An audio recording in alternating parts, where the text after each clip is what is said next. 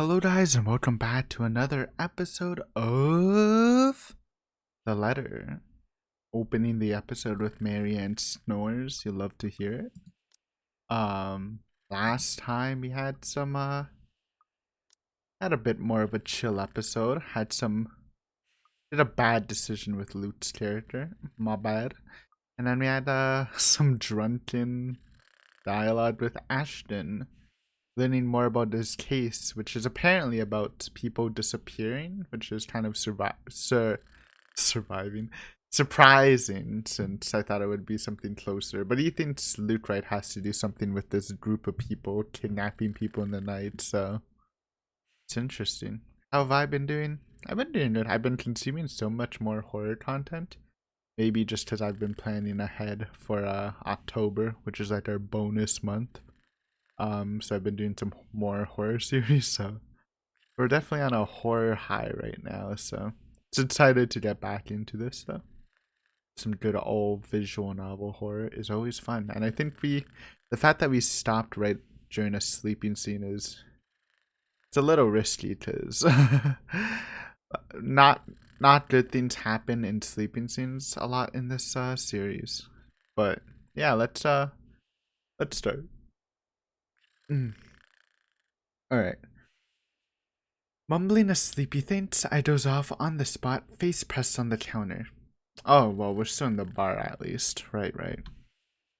Already, I dread the pain I'll have for sleeping in such a position. But when you gotta go, you gotta go. I fucking knew it. Hello. You are creepy, yet also kind of hot. It's the dilemma. Oh, Marianne! How long have you been standing there, dearie? Come join us, Marianne. We won't bite. Unless you ask, that is. Not that I can get much sleep to begin with. It was the same scene. Oh, dude, we stopped right before a date. You know, just safer than be safe than sorry. This is the disaster part with Rochelle.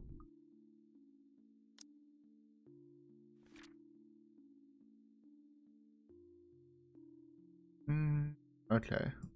Well, should be a fun time back in the mansion. Do people ever have the feeling that they're working on something they really enjoy, but still it eventually tires them out? Because honestly, I've been feeling that like this. I'm just surprised at Marianne's mental fortitude for still enjoying this project despite being Omega cursed.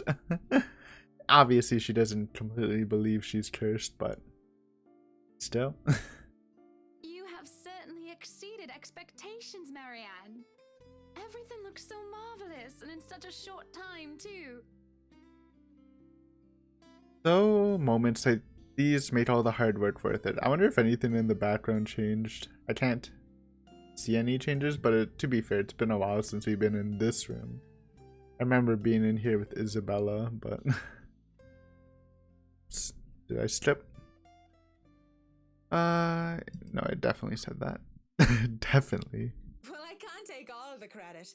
People have certainly been enthusiastic about the idea of working on the Wright mansion. There won't be any more problems unless Mr. Wright has any more objections about the second bedroom. Oh, no. We proceed with that room as planned. I already agreed to him having his greenhouse and his vineyard and his stables. He may as well let me have this one thing. We're only about halfway done, but the honest satisfaction on a client's face is enough for me to push through. Let's face it, in between my exasperation at Mr. Wright's antics and her, I've been burning the candles at both ends. I can't even close my eyes without seeing a dead girl's face. Dead girl. Dead. She's dead. I have to keep reminding myself that, burying my feelings as deep as they've buried her body, 6 feet under. I shouldn't waste so much time on someone who's supposed to be gone. I've wasted so many years thinking about her already. There should be no need to bother myself with the dead, when I should be bothering myself with the living. Too bad the living are usually as complicated, if not more, than the ghosts of the past. But don't you have a party? Yes.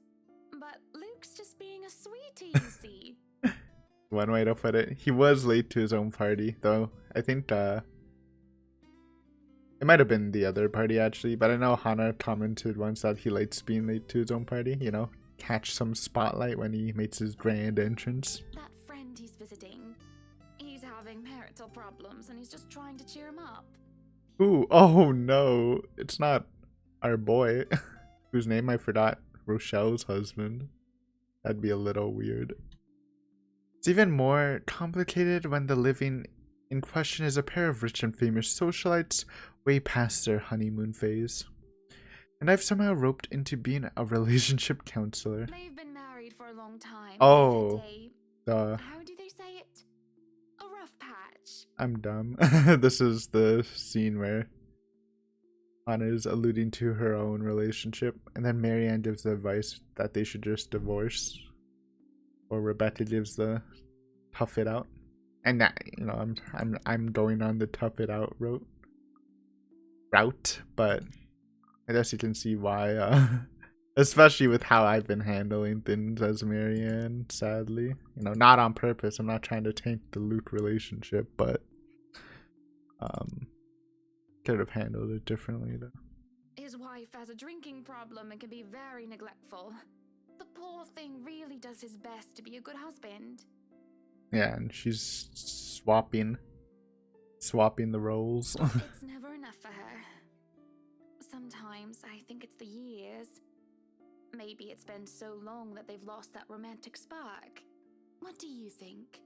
If I'm going to be completely honest, I need to ask. This is about you and Mr. Wright, isn't it? Suppose it is. What would you tell me? Then, I tell you it's none of my business. I tell you that I don't want to meddle. But, if the troubled husband with the neglectful wife asked me for my honest opinion, I'd say that he shouldn't base his happiness and his self-worth on someone else. Maybe he should try being independent for a while. See what it's like when he isn't trying to please someone else and doing things for himself. Everyone's supposed to be their own man or woman, right? A bit of breathing room never hurt anyone. It's a good advice, kind of, though. I feel like a bit of breathing room might actually hurt the relationship, aka destroy it. But it's not the route, Marianne. We shouldn't let our fear control our lives. Why she thinks a single woman like me would be the best source of relationship advice is beyond me. Still, I talk and answer to the best of my abilities. Without realizing it, I'm already pouring a part of me that I had thought were long gone. I like to believe my words will be of some help to Mrs. Wright. If I'm honest though, there are some help to me, that some weight have been taken off my shoulders. Lorraine. I really should handle what's left of the work. You won't be attending the party. Oh, you really The party? must, Marianne. Was she there? I don't remember. The weight of what happened to her hasn't left me yet, did it? Maybe. I'll try to stay in chat. Maybe grab a few bites and a drink, but I can't be around Bites. for the entirety of the event. My apologies. Still loving the accent. Like, honestly. Again, not used to that kind of accent. Busy, busy, busy. But it's very pleasing to the ears. You must stay a while. I'd love for you to meet some of my friends, and they're ever so excited to meet you. You need to say hello to the Lees at least. Not the Lees. There they are. The freaking Lees, dude. If it wasn't for them, I'd never even heard of you. Maybe it's about time I change that. We'll see. So, if I can be excused? Certainly. You'll have to excuse me as well. I must attend to the party before any early birds arrive. Because, believe me, they will throw a fuss if things aren't ready, even when they're not supposed to be here until an hour later. Though I shouldn't dwell on the dead, I shouldn't just callously forget about them too. Seeing that I have work left to do is an easy enough excuse to make. I know how other people see me. They see someone so obsessed with their craft that she would so easily miss things like a party for it. Outside the parlor, people hurry about here and there in preparations for the Wrights' grand housewarming party. Oh, I guess she might bump into Rebecca since she's coming to the party. None spare me a glance as I slip past them, each working on their appointed roles and not daring to slack off while they work for what is probably the most powerful couple in Luxembourg. Not the cellar kitchen place, bro. It's not. That's where the mirror of doom is kept. I make it into the kitchen with ease, the wine cellar being my final destination. Uh-oh. But when is a great task ever simple? Probably never. And this is a great task, isn't it? My greatest one yet, that is worthy of being called a quest. I'm not acting as Marianne McCullough, the professional interior designer, when I chose to lie about being too busy for a party. Oh, is she actually going down there on purpose to see the mirror? That's kinda spicy. I'm Marianne McCullough, a lawful neutral cleric with 9 points of wisdom and 8 in charisma. Wonderful. Just thinking of it like that makes it a bit cheesy. But it helps with the fear. It helps overcome the insane thought that I'm actively seeking out something that has been plaguing me for years. I might face my worst nightmare, or I might seize nothing and find myself imagined Restart. I might face my worst nightmare, or I might see nothing and find myself imagined grand quest fall flat. And who would have thought that the gatekeeper to my final quest would be someone I thought would be a valuable ally? Schnell! Hurry up, you snails! Schnell. We are on a deadline and you are wasting my time! The butler comes from the cellar and into the kitchen, tailed by a couple of others. People who I assumed are most likely chefs and bartenders. He raises a brow, seeing me just standing there by the hatch, by the trapdoor. It almost looks like he's trying to throw me out for being in the kitchen without permission. But then he motions for the others to disperse and familiarize themselves with their surroundings. Meanwhile, he continues to stand there, preventing entry into the darkness beyond. What are you doing here, Fraulein? This is not the place for guests or in an architect right now. I request you leave. No. I was just looking around for any last minute things, yes? Yes, you have been doing that a lot. Looking around, snooping about. Yep. Now is not the time for such things. If you're not careful, people might think you are up to something. The look he gives me as he says this is almost chilling. To be fair, we did kind of blab to a cop, and maybe, who knows, they have freaking eyes everywhere. Maybe they knew. We talked to a cop. If life was a game book, he'd probably be the true neutral warlock guarding the treasure room. A difficult opponent to beat with 9 points in wisdom and 8 in dexterity. Well, I'm not done yet. I actually need to go into the wine cellar. Just need a quick go at the place. So just don't mind me. I'll be out of your hair soon enough. Go outside, enjoy the party. Bask in the praise and adulation they will no doubt shower you with when the madam speaks highly of you.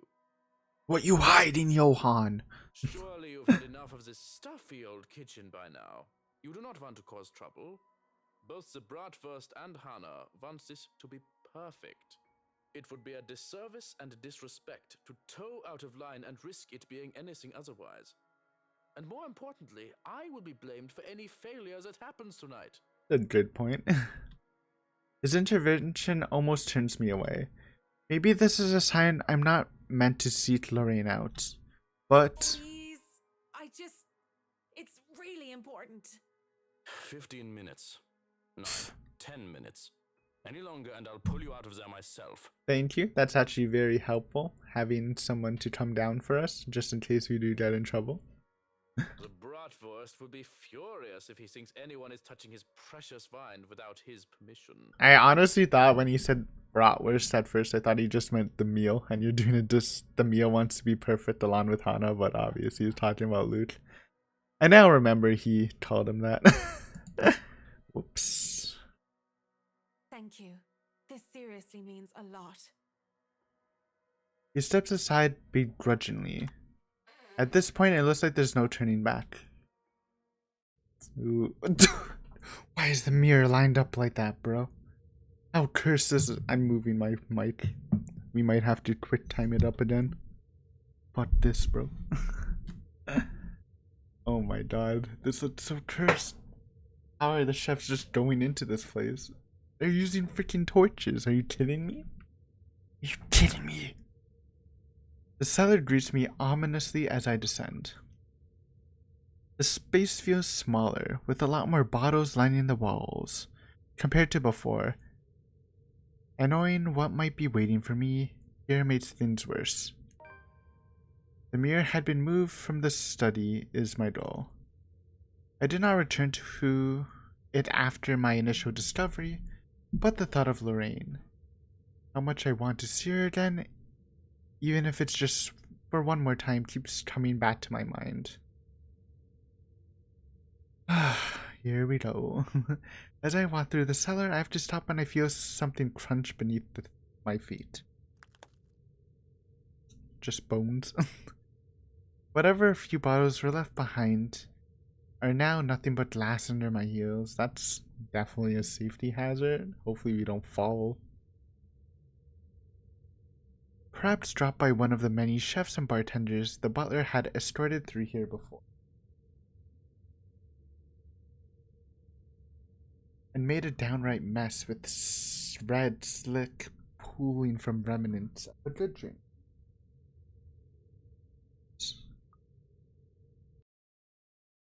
Okay. And it made a downright mess with the red slick pooling from the remnants of a good drink. With how dark this place is, a person with a dark enough imagination can easily mistake it for blood. Can't help but think it is, despite the easy, logical explanation that had come to my mind only because of what I'm about to do. It's merely a momentary distraction as I continue to the end of the cellar where the mirror stands. Okay, you're asking for this, Marianne. I had no control. Propped up on the far wall, it gleams innocently while pretending to be simple and ordinary mirror. How morbid to think this thing can show a person your deepest, most desperate desires and then twist it to an image so dark. That's what I had seen that day. Though I heard Lorraine many times, I had only seen her here within its frame, and in my dreams. I wonder if people have discovered it before. Well, Anna saw Kyoko, so I don't think that's the same thing though. How many were wasted away in front of it, enamored, and how many were frightened away by what they saw? Yet, as I stand before it now, nothing, literally just blackness, no reflection. I can barely see my own reflection in the darkness. True, I guess it made sense. It is pretty dark. How does this even work? Oh, Mirror, mirror on the wall? not gonna lie, she kind of spooked me. Something? Anything? Try punching it or breaking it, and if it doesn't work, at least it's broken. Nothing. Touching the surface doesn't make it magically activate or anything like that. There's no sudden surge of power, and I'm not suddenly granted sight. But it stays what it is, a mirror. Was Lorraine's appearance in the mirror all some sort of fever dream? Am I really that burdened with guilt and despair that my mind would eat itself in my stress and have me hallucinate such things? Either way, just going here on some crazed obsession for a girl long gone must warrant me to a trip to the doctor. Already, I feel ill. A few more moments in hopes that something would change, I turn around to leave. I then just go back upstairs like nothing ever happened. Perhaps drop by the party for some hors d'oeuvres? I know this word, dude. Hors d'oeuvres. I'm sad that I don't know how to pronounce this. Adores? Just means, party snacks. Like on plates. Then I go home and collect myself. Besides, Miss Wright is expecting me and I'm... Going to leave me again then, are you? You're the one who wasn't answering, dude. What do you mean? You deserve to be left. I literally touched your mirror, bro. I stop in my tracks, but I don't turn back. As much as it pains me, I don't look back. If I'm just hearing her again, desperately delusional, and I look back and see nothing, I don't want to give myself false hope. But when I feel fingers around my wrist pull at me, I look back in shock. Dude, she got a Sprite. My first thought is, how in God's name is this possible? Hello? Friendly? And second is Lorraine. Her hands are Are cold. you that mad at me that you're just going to ignore me, Marianne? I'm mad because you keep haunting my dreams, being a weird fusion between Hana, and it's weirdly creepy and erotic, alright? Calm yourself.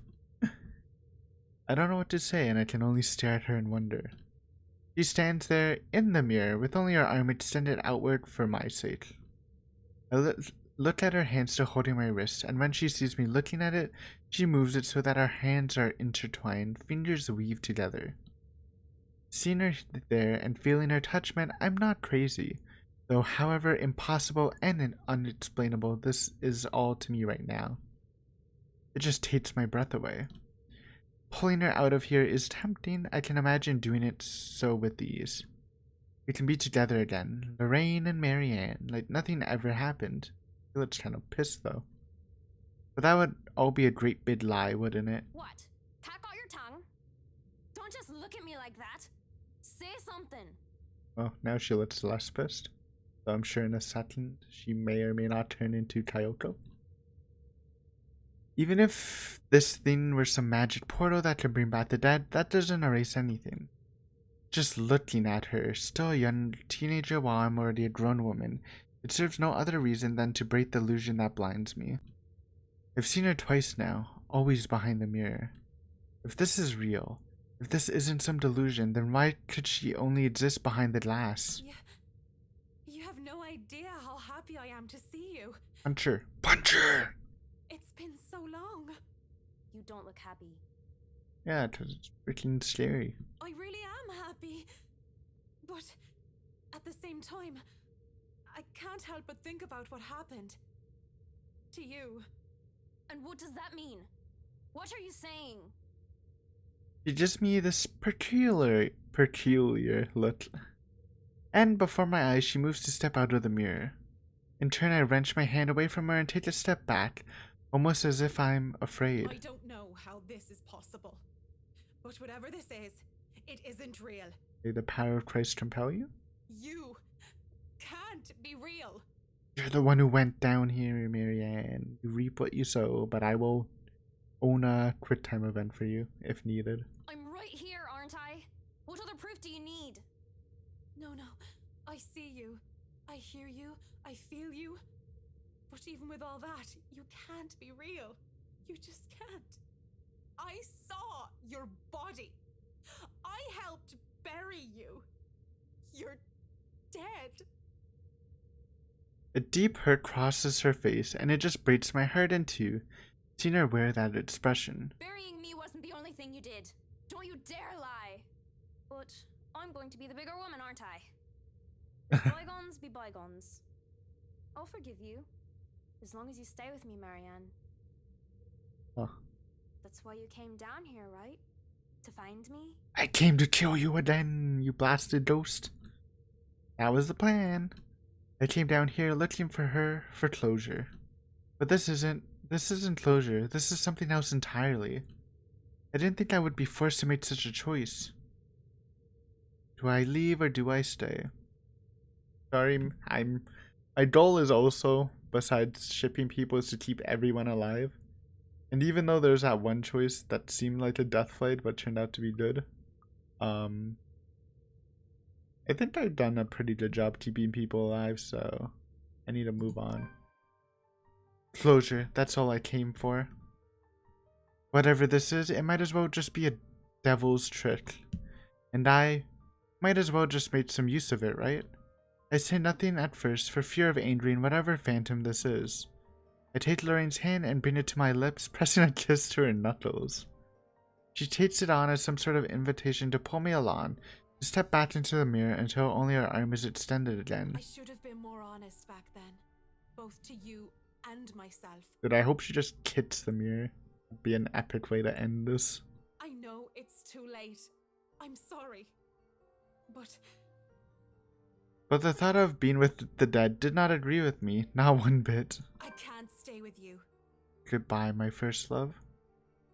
It's always rough. So what? You're going to leave me for some old trophy wife? Hey, Hana's hot. And also, Hana's not going with Marianne because I'm not allowing it, but That's it, isn't it? You're going to leave poor Amy Lorraine and go after the next rich, pretty blonde that you see. don't be a sore loser. This is a mistake. All these years, guilt has been my driving force. I felt so guilty for what I did, what I didn't do. She thinks she can guilt me into being complacent, but she realizes otherwise as I pull my hand away from her. And going by the look of anger on her face, an anger that runs cold, she did not like the fact that I'm not some puppet on a string. Unlucky. Had she chosen her words carefully, I would have accepted whatever punishment Lorraine chooses to give me. Guilt had ran my life, and it might have very well ended it. Because I deserved it. But what I did to me. The blood in my hands is mine, not yours. Whoever or whatever this shadow is, my gut tells me she's not Lorraine. Yeah, that's Tayoto. Yet I keep talking as if she is. I broke your heart, not your neck. Don't you dare deny it! It was your fault! Just gray on her face. Because I loved you more than I dare to admit? Yes, that was my fault. But I never meant to hurt you like that. She didn't push you off. You know, it's very cruel to say, but it's kind. Marianne adds into the fault, but it's definitely Lorraine's fault more, I think, in my opinion. Despite my words, no matter how sincere they are, she appears angry, enraged in fact. It's been years since I last saw that face, and even now the memory of it is still etched deeply in my mind. The hurt, the tears, the hate spilling from her eyes that day, the moment I rejected her. Rejected myself for who I am. And she definitely will hate what I'm about to do next. To my left, a wine rack. From there, I take a bottle and pray to all the saints I can remember. Okay, you're gonna whack it instead of kicking it? Priest. For all my sins, for every hurtful word I've uttered, for what I have driven her to do that day, what I forced her into. What are you doing? I do it without thinking twice. Quickly, before I can hesitate, I grab a bottle and send it straight towards the mirror. Bye-bye, though. We know tomorrow is when the freaking Kyoto comes out of the cellar to attack Hana, so I don't know if this ends it or not. Whoa, fuck.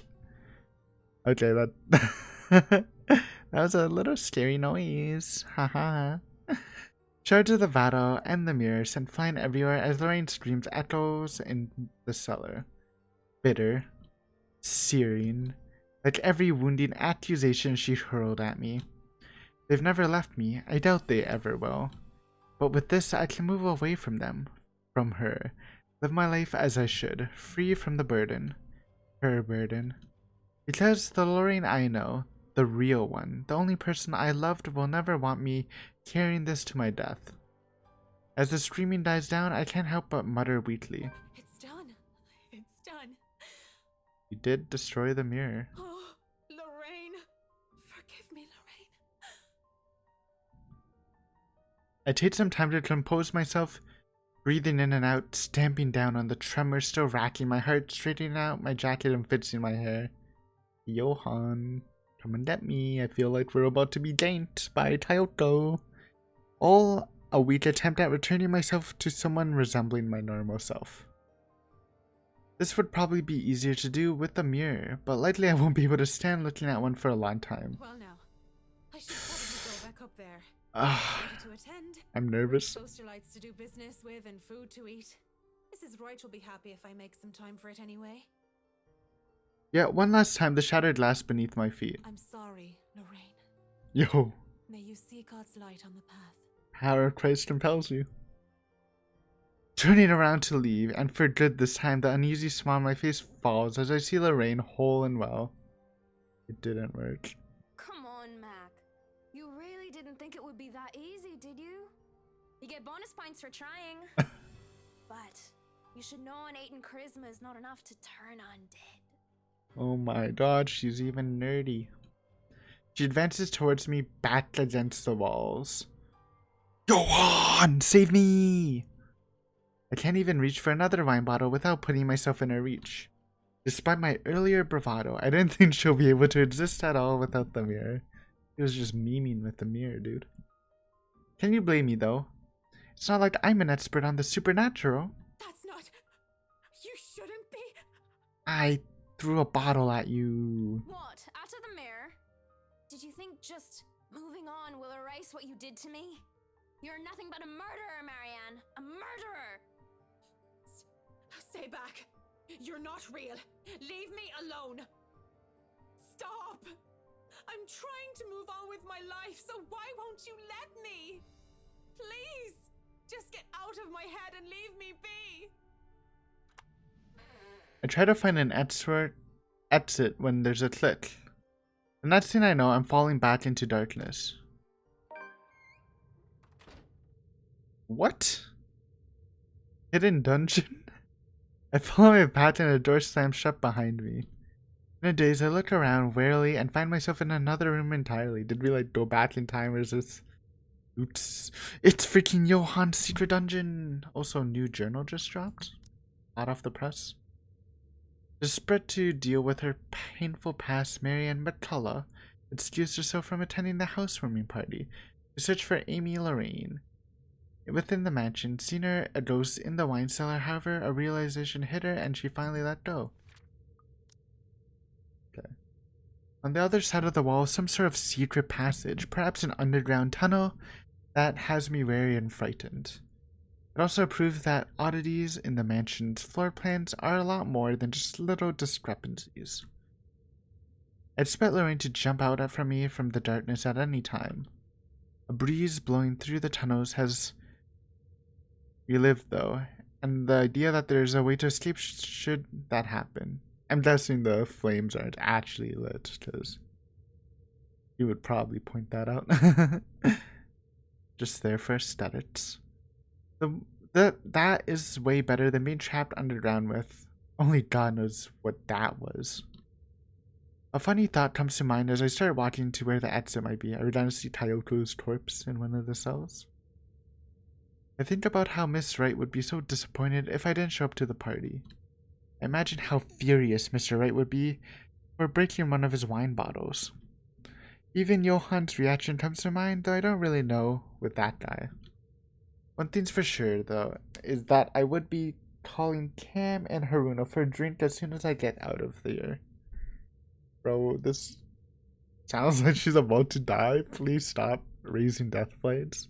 I thought I saved you. Uh-oh. Tayoko.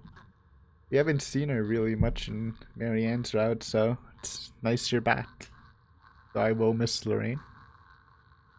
That noise has me wary. Better have you wary. A ghastly thing. A corpse of a woman leans on the walls. Hey, her corpse is here. I don't know if it was a little less lifelike than, which is kind of funny, than the ghost of Tayoko.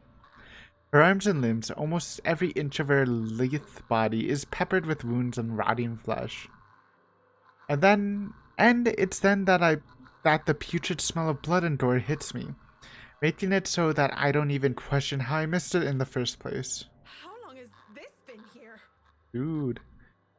Bring it to the surface! We can save her soul!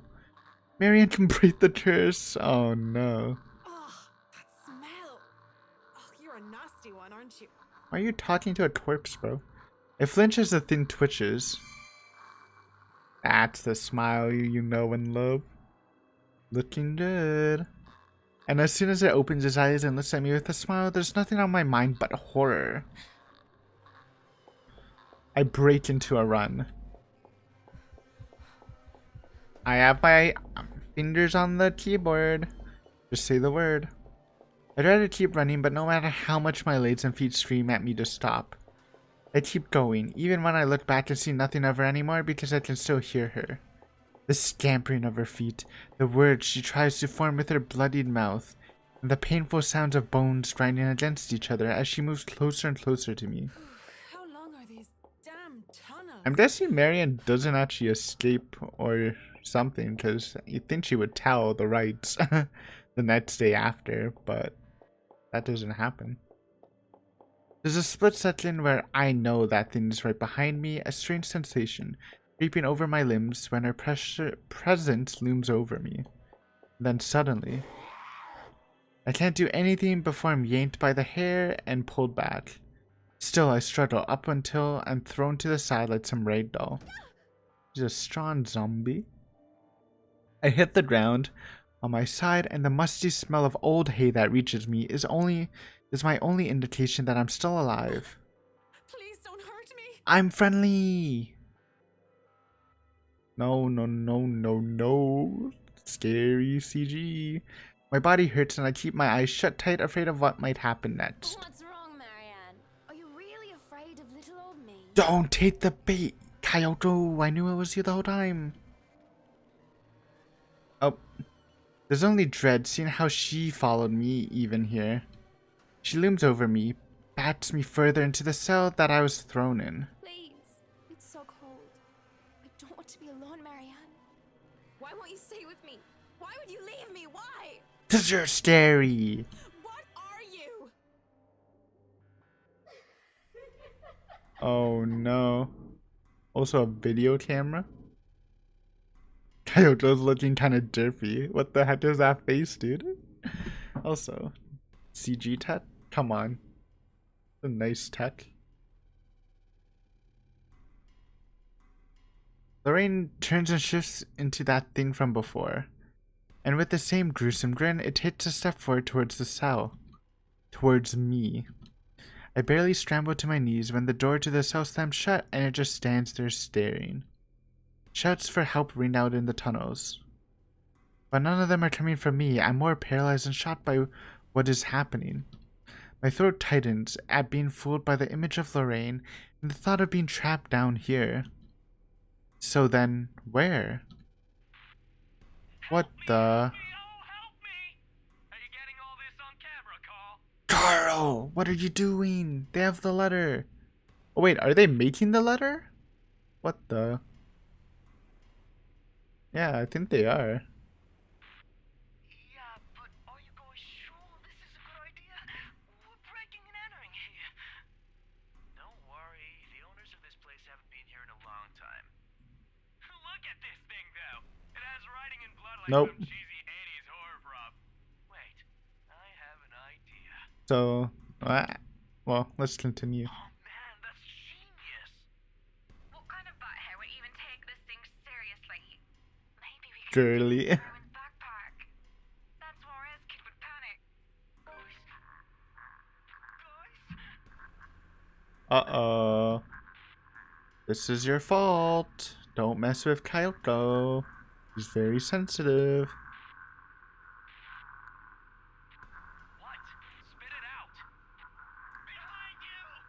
Behind you! In the corner of the cell, a digital camera comes flickering to life and a video has played back on the screen. RIP, kids. Those were my favorite characters and they're already gone. Unlucky. It's hard to even consider paying any attention to it when my life is on the line. Honestly, I thought that camera would be like evidence of something more, so just some random kids dying, huh? I think they added to the...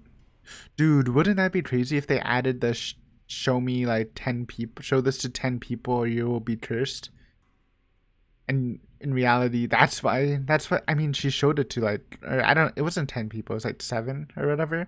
But she did show it to all those people and the curse didn't break, so I think those kids were just memeing. When the ghost doesn't move and the teenagers mocking shouts of help me filled the cell, I just had to watch. And what I had seen, students judging by their Saint Goretti uniforms. Praise Goretti? Praise Goretti? What if she's Goretti? What if this Kyoto is Goretti? The ultimate plot twist. There's no way. That'd be hilarious. They were holding The letter. that thing, the woman, she...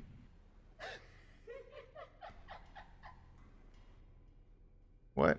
She's turning into Ermagerd or whatever. No. No shot. Give me an update. What's happening? I don't fully get it. I think they fucked with the letter. I think the letter was there, but maybe they added to it,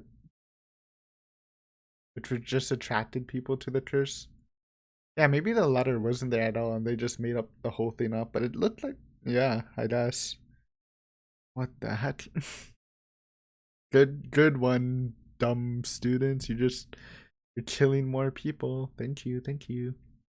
We're trying to escape the Phantom, disguising as her friend, Marion discovers an underground prison hidden in the deepest corners of the mansion. Now trapped in one of its cells, she found a recording left by some of the mansion's victims. Alive? Nope, Rebecca. I'll try to save you next time. Anyways, we're gonna end it here. Save our Rebecca profile reading for next time. Hopefully you enjoyed that. That's one way to end a character POV. Probably the most exciting ending, to be honest. To be fair, most of them were exciting except for like maybe Zach's. Maybe. But good stuff. Hopefully you enjoyed this episode, and next time we will see what's happening with our homegirl Rebecca. But until then, that's all I got. Thanks for watching. See you next time. Bye.